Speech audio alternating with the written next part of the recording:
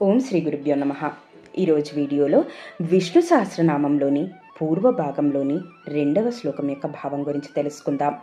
వ్యాసం వసిష్ఠ నప్తారం శక్తై పౌత్రమకల్మషం పరాశరాత్మజం వందే సుఖతాతం తపోనిధిం.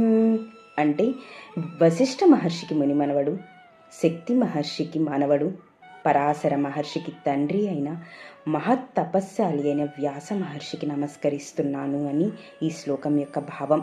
ఇది అండి విష్ణు సహస్రనామంలోని పూర్వ భాగంలోని 2వ శ్లోకం యొక్క భావం గురించి.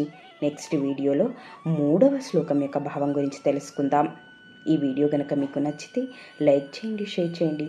సునీత యజ్ఞమూర్తి వ్లాగ్ని సబ్స్క్రైబ్ చేసుకోవటం మాత్రం మర్చిపోవద్దు. Thank you.